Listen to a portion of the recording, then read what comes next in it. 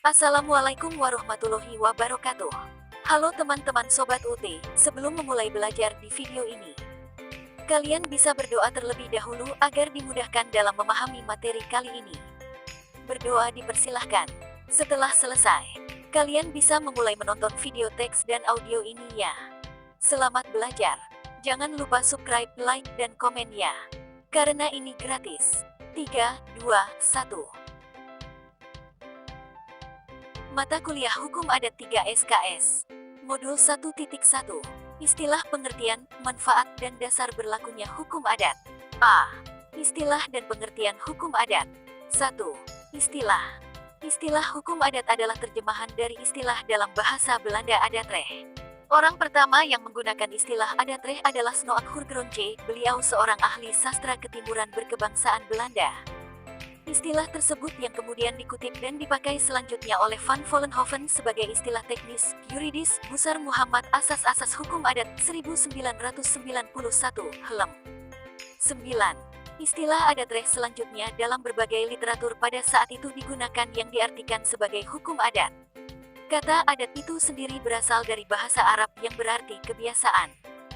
Kebiasaan pada umumnya daerah di Indonesia dimaknai sebagai sesuatu perilaku yang dilakukan berulang yang diikuti oleh lainnya sehingga secara turun-temurun melakukan hal yang sama yang pada akhirnya mengikat dan ditaati. Menurut Hazairin, adat adalah resapan kesusilaan dalam masyarakat, yaitu kaidah-kaidah adat berupa kaidah-kaidah kesusilaan yang kebenarannya telah mendapat pengakuan oleh masyarakat tersebut. Istilah adat pada dasarnya sudah dikenal lama di kalangan masyarakat dengan penyebutan yang berbeda-beda di masing-masing daerah di Indonesia, misalnya di wilayah Sulawesi Tengah disebut hadat, di Gayo disebut podot, di Jawa disebut ngadat, dan lain-lain. Van Vollenhoven dalam penelitiannya menemukan bahwa masyarakat Indonesia yang tersebar dari Aceh sampai Merauke, sejak lama, ratusan tahun sebelum kedatangan bangsa Belanda telah memiliki aturan hidup yang mengatur, mengikat, dan ditaati oleh masyarakat di wilayahnya masing-masing. Aturan hidup masyarakat di berbagai daerah di Indonesia tersebut yang kemudian diperkenalkan dalam tulisan beliau, Het Adatrecht van Nederlands Indie. Jadi, hukum adat sebagai hukum yang berasal dari akar masyarakat Indonesia tidak pernah mengenal kodifikasi. Hukum adat lebih banyak dikenal sebagai hukum tidak tertulis, Salman, 2011. Hal ini dikarenakan hukum adat diliputi oleh semangat kekeluargaan, di mana seseorang tunduk dan mengabdi pada aturan masyarakat secara keseluruhan bahwa kepentingan masyarakat lebih diutamakan daripada kepentingan individu. Jika dibandingkan dengan hukum barat, jelas perbedaannya. Hukum barat mengutamakan kepentingan individual, di mana penyelenggaraan hukum berpusat pada individu, sementara hukum adat mengenal individu sebagai subjek yang bertujuan untuk mengabdi pada kepentingan masyarakat. Hukum adat pada hakikat bertujuan mencapai keselarasan antara kepentingan perseorangan dan kepentingan masyarakat atau kepentingan umum. Ini merupakan cerminan umum budaya masyarakat Indonesia. Dalam perilaku hidup masyarakat Indonesia dikenal dengan konsep gotong royong merupakan contoh bahwa kepentingan umum selalu didahulukan dari kepentingan individu. Pada hukum barat tujuan utamanya adalah menjaga kepentingan perseorangan, kepentingan masyarakat menjadi pertimbangan jika terjadi pelanggaran atas kepentingan masyarakat. Mengingat hukum adat yang sejak awal tidak mengenal kodifikasi, sebagaimana telah diuraikan maka timbul pertanyaan bagaimana eksistensi hukum adat saat ini. Di mana sistem kodifikasi dilakukan di semua bidang hukum sesuai dengan perkembangan masyarakat. Untuk dapat menjawab pertanyaan tersebut maka perlu untuk diperhatikan bahwa hukum adat berakar pada adat istiadat masyarakat Indonesia, sebagai cerminan nilai-nilai dasar budaya masyarakat Indonesia dan hal ini diakui dalam UUD 1945. Oleh karenanya dipahami sebagai hukum asli masyarakat Indonesia. Dalam aturan peralihan 2 menyatakan, segala badan negara dan peraturan yang ada masih berlaku selama belum diadakan yang baru menurut Undang-Undang Dasar ini. Pada bagian penjelasan UUD 1945 menyebutkan bahwa di samping Undang-Undang Dasar berlaku juga hukum dasar yang tidak tertulis ialah aturan-aturan dasar yang timbul dan terpelihara dalam praktik penyelenggaraan negara meskipun tidak tertulis. Walaupun terdapat berbagai perbedaan pendapat terhadap hal ini, menurut penulis memaknai secara umum bahwa apa yang tertulis dalam UUD 1945 tersebut merupakan salah satu bentuk pengakuan terhadap eksistensi hukum adat. 2. Pengertian. Terhar dalam pidato Dies Natalis Rekat Hoge School tahun 1937 mengatakan hukum adat adalah seluruh peraturan yang ditetapkan dalam keputusan-keputusan dan yang dalam pelaksanaan diterapkan serta-merta dan mengikat. Artinya hukum adat yang berlaku itu hanyalah yang dikenal dari keputusan-keputusan fungsionaris hukum dalam masyarakat itu, kepala-kepala, hakim-hakim, rapat-rapat desa, dan pejabat-pejabat desa. Dengan demikian, hukum adat hanya dapat diketahui dan dilihat dalam bentuk keputusan-keputusan para fungsionaris hukum, tidak saja hakim, tetapi juga kepala adat dan petugas-petugas desa lainnya. Oleh karenanya terhadap pendapatnya ini, Terhar dikenal dengan teorinya Beschließungen, teori keputusan, mengungkapkan bahwa hukum adat mencakup seluruh peraturan-peraturan yang menjelma di dalam keputusan-keputusan para pejabat hukum yang mempunyai kewibawaan dan pengaruh, serta di dalam pelaksanaannya berlaku secara serta-merta dan dipatuhi dengan sepenuh hati oleh mereka yang diatur oleh keputusan tersebut. Keputusan tersebut dapat berupa sebuah persengketaan, akan tetapi juga diambil berdasarkan kerukunan dan musyawarah. Menurut Terhar, adat akan berubah menjadi hukum jika ada keputusan-keputusan para fungsionaris hukum yang mempunyai kewibawaan yang dalam pelaksanaannya berlaku serta-merta dan ditaati dengan sepenuh hati. Subomo menulis bahwa istilah hukum adat dipakai sebagai sinonim dari hukum yang tidak tertulis, hukum yang hidup, hukum yang timbul karena putusan-putusan hukum, judgment law, hukum yang hidup sebagai peraturan kebiasaan yang dipertahankan di dalam pergaulan hidup, customary law. Sukanto memberikan pengertian hukum adat hakikat merupakan hukum kebiasaan, namun kebiasaan yang mempunyai akibat hukum atau sanksi, das Sein, das Sollen. Artinya, hukum adat itu merupakan keseluruhan adat yang tidak tertulis dan hidup dalam masyarakat berupa kesusilaan, kebiasaan, dan kelaziman yang mempunyai akibat hukum atau sanksi. Gambar 1.1. Keanekaragaman budaya bangsa Indonesia. Selanjutnya, Hazairin memberikan pengertian tentang adat adalah endapan kesusilaan dalam masyarakat, yaitu bahwa kaidah-kaidah adat itu berupa kaidah-kaidah kesusilaan yang ditaati dalam masyarakat tersebut. Namun menurut Van Dijk kurang tepat bila hukum adat diartikan sebagai hukum kebiasaan. Menurutnya hukum kebiasaan adalah kompleks peraturan hukum yang timbul karena kebiasaan, berarti demikian lamanya orang bisa bertingkah laku menurut suatu cara tertentu sehingga lahir suatu peraturan yang diterima dan juga diinginkan oleh masyarakat. Menurut Van Dijk, hukum adat dan hukum kebiasaan itu memiliki perbedaan. Istilah adat yang berarti kebiasaan merupakan semua peraturan tentang tingkah laku yang dijalankan yang meliputi peraturan-peraturan hukum yang mengatur hidup bersama orang Indonesia. Menurut Van Dijk, adat tidak mempunyai akibat hukum, sedangkan hukum adat mempunyai akibat hukum, sanksi. Van Vollenhoven sebagai orang pertama yang membawa hukum adat dalam kajian akademis mengartikan hukum adat adalah aturan-aturan perilaku yang berlaku bagi orang-orang pribumi dan orang-orang timur asing, yang di satu pihak mempunyai sanksi, maka itu dikatakan hukum, dan di lain pihak tidak dikodifikasikan, maka itu dikatakan adat. F.D. Holleman sependapat dengan Van Vollenhoven dan mengartikan hukum adat adalah norma-norma yang hidup yang disertai dengan sanksi dan jika perlu dapat dipaksakan oleh masyarakat atau badan-badan yang bersangkutan agar ditaat dan dihormati oleh para warga masyarakat. Tidak ada masalah apakah norma-norma tersebut ada atau tidaknya keputusan petugas hukum. Secara umum dapat diartikan bahwa hukum adat adalah wujud gagasan kebudayaan yang terdiri atas nilai-nilai budaya, norma, hukum, dan aturan-aturan yang satu dengan lainnya berkaitan menjadi suatu sistem dan memiliki sanksi real yang sangat kuat. Kuncharaningrat, 1996, merinci pembedaan antara adat istiadat, norma, dan hukum. Adat istiadat merupakan sistem nilai budaya, pandangan hidup, dan ideologi. Sistem nilai budaya berfungsi sebagai pedoman hidup warga masyarakat dan sebagai konsep sifatnya sulit diterangkan secara rasional dan nyata karena berada dalam daerah emosional seseorang. Bahwa sejak kecil seseorang diresapi oleh berbagai nilai budaya yang hidup di dalam masyarakatnya sehingga konsep-konsep budaya tersebut telah berakar dalam alam jiwanya. Konsep ideologi merupakan suatu sistem pedoman hidup yang ingin dicapai oleh warga masyarakat. Norma terdiri dari aturan-aturan untuk bertindak, sifatnya khusus, rinci, jelas, dan tegas. Dengan sifat tersebut norma mempunyai wibawa mengatur tindakan individu. Pelanggaran terhadap norma memiliki akibat hukum, sanksi. Inilah yang oleh Terhar membedakan adat dan hukum adat. Karena bersanksi itulah sehingga dikatakan bahwa hukum adat terlihat pada keputusan-keputusan para fungsionaris hukum, teori Beschließungen. Jika dibandingkan dengan negara seperti Inggris dan Amerika Serikat di mana hukum tidak tertulis, common law, menduduki tempat yang sangat penting selain undang-undang. Common law ini terdapat dalam keputusan-keputusan para hakim, karangan para ahli hukum, dan peraturan yang timbul dalam berbagai lingkaran masyarakat. Di negara-negara ini, hukum terwujud tidak hanya dalam undang-undang, melainkan keputusan hakim, jurisprudensi, pendapat ahli, dan juga di dalam masyarakat. Di Inggris, hukum tertulis disebut statute law dan hukum yang tidak tertulis disebut common law atau judgment law. Hukum adat termasuk di dalam sistem hukum common law, Samosir, 2013. B. Proses terbentuknya hukum adat.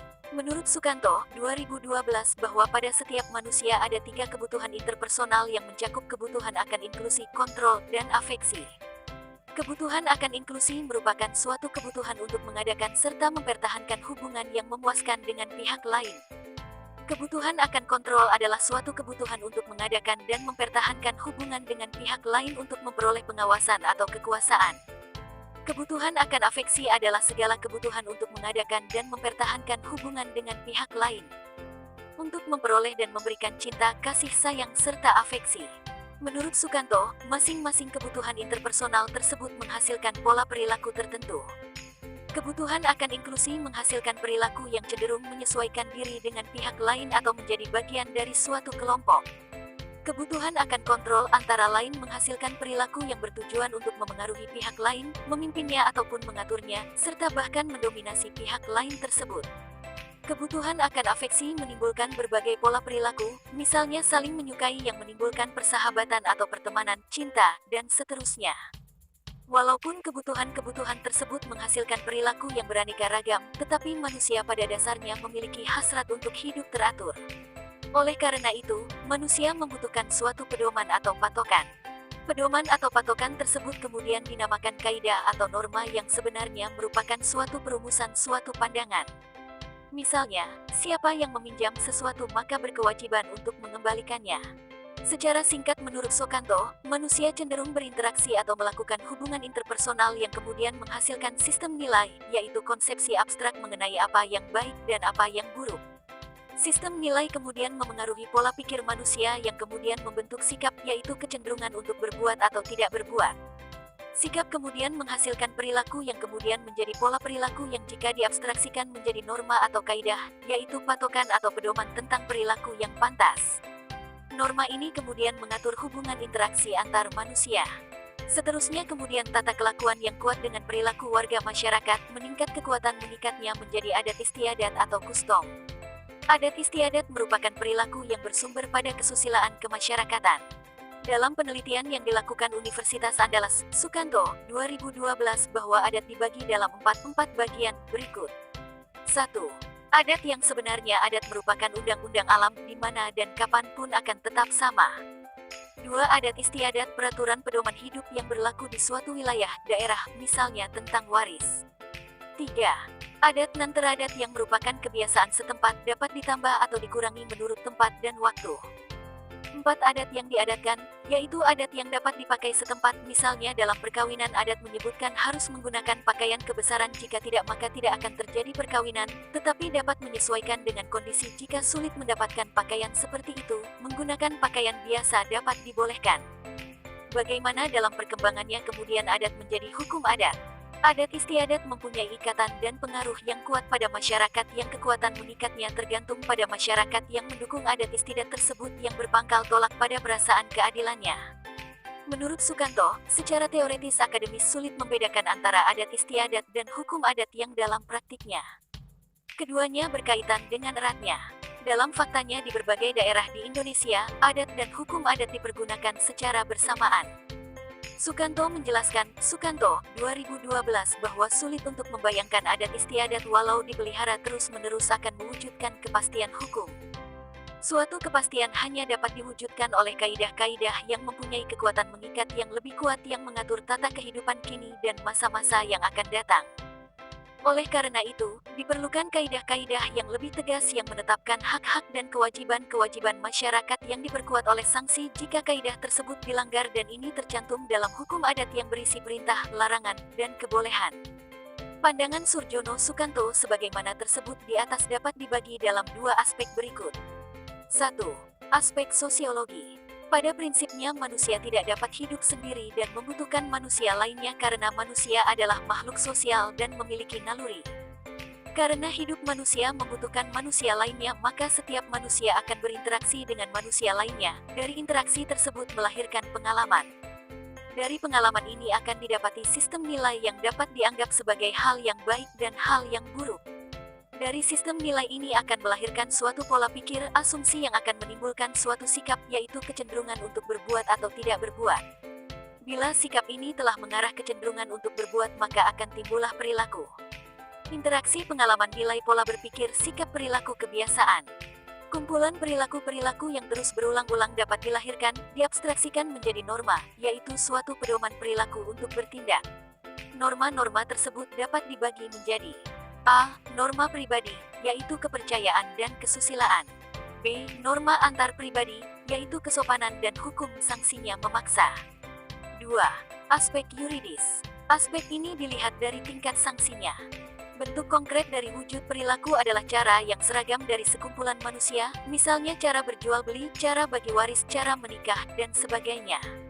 Bila ada penyimpangan ada sanksi namun lemah. Dari cara tersebut akan terciptanya suatu kebiasaan dan sanksi atas penyimpangannya agak kuat dibanding sanksi cara usage. Kebiasaan yang berulang-ulang dalam masyarakat akan lahir standar kelakuan di mana sanksi atas penyimpangan sudah menjadi kuat. Dalam perkembangan standar kelakuan akan melahirkan kustom yang terdiri dari adat istiadat dan hukum adat dan sanksinya pun sudah kuat sekali. Berdasarkan uraian di atas maka proses terbentuknya hukum adat mengikuti alur berikut. Cara, yaitu suatu bentuk perbuatan kemudian menghasilkan kebiasaan, yaitu perbuatan yang diulang-ulang dalam bentuk yang sama kemudian menjadi tata kelakuan, yaitu kebiasaan yang diterima sebagai norma kemudian menjadi adat istiadat, yaitu kebiasaan yang terintegrasikan dengan kuat dalam masyarakat yang kemudian menjadi hukum adat, yaitu adat istiadat yang mempunyai akibat hukum. Banyak pakar berpendapat bahwa hukum adat banyak dipengaruhi oleh hukum agama. Dalam seminar Hukum Adat dan Pembinaan Hukum Nasional di Yogyakarta dinyatakan bahwa terwujudnya hukum adat dipengaruhi oleh agama. Terdapat banyak teori yang menunjukkan adanya hubungan antara pengaruh agama, hukum Islam, dengan hukum adat sebagai berikut. A. Teori Receptio in Complero Doi. Teori ini diperkenalkan oleh C.F. Inter dan Salomon Kaiser yang kemudian diikuti oleh Van den Berg O.C. Salman, 2011-75. Dalam teori ini mengemukakan bahwa adat istiadat dan hukum adat suatu golongan masyarakat adalah resepsi seluruhnya dari agama yang dianut oleh golongan masyarakat itu. Bahwa hukum adat suatu golongan masyarakat adalah hasil penerimaan bulat-bulat hukum agama yang dianut oleh golongan masyarakat tersebut. Surojo Wiknyodipuro menjelaskan teori tersebut dengan mengatakan bahwa kalau dalam suatu masyarakat memeluk agama tertentu maka hukum adat masyarakat yang bersangkutan adalah hukum agama yang dipeluknya. B. Teori Recepti. Teori ini pertama kali diajukan oleh Snoak Hurgronje dan Van Vollenhoven sebagai sanggahan terhadap teori Receptio in Complexo. Teori Recepti menyatakan bahwa hukum yang hidup dan berlaku bagi rakyat Indonesia, terlepas dari agama yang dianutnya adalah hukum adat O.C. Salman, 2011-78. Hukum agama Islam meresepsi ke dalam dan berlaku sepanjang dikehendaki oleh hukum adat. Menurut teori Recepti, hukum agama Islam dan hukum adat adalah dua entitas yang berbeda bahkan kadang-kadang saling berhadapan, beroposisi. Kadang-kadang di antara hukum adat dan hukum agama Islam terjadi konflik kecuali hukum agama Islam yang telah meresepsi ke dalam hukum adat. Hukum agama Islam yang telah meresepsi ke dalam hukum adat di wilayah-wilayah tertentu di Indonesia adalah bidang hukum perkawinan dan hukum waris. Menurut Snoak Hurgronje, tidak semua bagian dari hukum agama diterima, diresepsi dalam hukum adat, hanya beberapa bagian tertentu saja dari hukum adat yang dipengaruhi hukum agama Islam, seperti hukum keluarga, hukum perkawinan, dan hukum waris. Terhar membantah pendapat Snoak Hurgronje dengan mengatakan bahwa hukum waris tidak dipengaruhi hukum agama Islam, melainkan adat asli, misalnya di Minangkabau hukum warisnya adalah hukum adat asli, yaitu norma-norma yang cocok dengan susunan dan struktur masyarakat Minangkabau. C. Teori Receptio a Contrario. Setelah kemerdekaan teori Receptio mendapat kritikan dari beberapa pakar hukum, salah satunya Hazairin yang mengajukan teori Receptio a Contrario. Menurut Hazairin dalam teori receptio a contrario, hukum adat adalah sesuatu yang berbeda dan tidak boleh dicampur adukan dengan hukum agama Islam sehingga keduanya mesti tetap terpisah. Hukum adat timbul semata-mata dari kepentingan hidup kemasyarakatan yang ditaati oleh anggota masyarakat itu yang apabila ada pertikaian atau konflik maka diselesaikan oleh penguasa adat dan hakim pada pengadilan negeri. Sedangkan sengketa-sengketa yang berada dalam ruang lingkup hukum agama Islam diselesaikan di peradilan agama. Artinya, hukum adat baru berlaku jika tidak bertentangan dengan hukum agama yang dianut oleh masyarakat tersebut. Hazairin, 1981. C. Manfaat mempelajari hukum adat. Di atas telah diuraikan secara rinci adat atau kebiasaan dan hukum adat, serta unsur-unsur yang memengaruhi pembentukan hukum adat. Sebagaimana telah dikemukakan bahwa hukum adat merupakan hukum asli masyarakat Indonesia, maka menjadi pertanyaan apa manfaat mempelajari hukum adat. Hilman Hadikusuma menegaskan tentang manfaat mempelajari hukum adat, yaitu akan memudahkan untuk memahami budaya hukum Indonesia. Kita tidak menolak budaya hukum asing sepanjang tidak bertentangan dengan budaya hukum Indonesia. Begitu pula dengan mempelajari hukum adat maka akan diketahui hukum adat yang mana yang ternyata tidak sesuai lagi dengan perkembangan zaman dan hukum adat yang mana yang mendekati atau yang dapat diperlakukan sebagai hukum nasional. Sebagai sistem nilai budaya yang berfungsi sebagai pedoman hidup bagi masyarakat yang ditaati dan memiliki sanksi apabila dilanggar yang hidup dalam masyarakat Indonesia, maka hukum adat sangat penting untuk dipelajari. Hukum adat merupakan hukum yang mengakar pada budaya bangsa. Sebagaimana dikemukakan oleh Kuncaraningrat bahwa nilai budaya mengakar pada diri seseorang yang menentukan pandang seseorang termasuk dalam bertingkah laku. Perilaku seseorang ada yang baik, ada yang tidak sesuai dengan aturan hukum. Karena hukum berfungsi mengatur perilaku individu yang hidup dalam masyarakat, maka hukum harus dibuat dengan memperhatikan nilai-nilai budaya yang hidup dalam masyarakat. Muhammad, 1991, menguraikan manfaat praktis mempelajari hukum adat yang dapat ditinjau dari tiga sudut, yaitu 1. Dari sudut pembinaan hukum nasional. 2. Dari sudut mengembalikan dan memupuk kepribadian bangsa. Dan 3. Praktik peradilan. Membina hukum nasional tidak saja berarti menciptakan hukum baru yang memenuhi tuntutan rasa keadilan dan kepastian hukum, tetapi juga memenuhi tuntutan naluri kebangsaan sesuai ideologi negara Pancasila. Dalam menyusun peraturan perundang-undangan nasional yang baru, diperlukan informasi dan bahan sebanyak-banyaknya dari hasil penelitian terhadap hukum adat dan etnografi yang hidup dalam masyarakat Indonesia. Karena hukum adat sebagai hukum asli yang mencerminkan budaya bangsa Indonesia akan mempertebal rasa harga diri, rasa kebangsaan, dan rasa kebanggaan pada setiap warga negara Indonesia. Rasa bangga terhadap budaya sendiri akan tumbuh jika dengan kesadaran mengetahui kebudayaan bangsanya, di mana hukum adat merupakan bagian dari kebudayaan bangsa Indonesia. Manfaat praktis dalam praktik peradilan, yaitu hukum adat dapat dipergunakan untuk memutus perkara-perkara yang terjadi antar warga masyarakat yang tunduk pada hukum adat. Penyelesaian kasus-kasus masyarakat di bidang pertanahan, waris perkawinan akan lebih sederhana jika dilakukan menurut hukum adat, sesuai dengan corak, sifatnya yang masih mengedepankan kepentingan bersama secara kekeluargaan berdasarkan musyawarah mufakat dengan menggunakan mediator atau arbitor para fungsionaris adat di wilayah itu, ketua adat kepala desa di wilayahnya. B. Dasar berlakunya hukum adat. Undang-Undang Dasar 1945 pada ketentuan aturan peralihan pasal 2 menyatakan bahwa segala badan negara dan peraturan yang ada masih berlangsung berlaku sebelum diadakan yang baru menurut Undang-Undang Dasar ini. Dalam aturan peralihan tersebut terdapat dua hal yang tetap dipertahankan daya berlakunya setelah Indonesia merdeka, yaitu badan-badan negara dan peraturan-peraturan yang ada. Yang dimaksudkan dengan badan-badan negara adalah lembaga hukum yang telah ada baik sebelum maupun pada masa-masa kolonial, seperti pengadilan desa dan pengadilan swapraja. Sedangkan yang dimaksudkan dengan peraturan-peraturan adalah ketentuan-ketentuan seperti dalam pasal 131 dan pasal 163 IS yang pada prinsipnya menetapkan bahwa bagi warga negara Indonesia asli tetap berlaku hukum adat, sedangkan bagi warga negara Indonesia keturunan sesuai dengan yang ditetapkan bagi mereka. Untuk keturunan Eropa dan Tionghoa berlaku hukum perdata Eropa (BW), dan untuk orang Indonesia keturunan timur asing lainnya berlaku sebagian hukum perdata Eropa dan sebagian hukum asli mereka. Salman, 2011. Undang-Undang Dasar 1945 tidak secara eksplisit menyebut istilah hukum adat, tetapi melalui ketentuan aturan peralihan pasal 2 sudah merupakan legitimasi bahwa di luar hukum perundang-undangan diakui pula hukum-hukum yang tidak tertulis, hukum adat. Sekian kegiatan belajar 1 pada modul 1. Selanjutnya mari kerjakan tes formatif.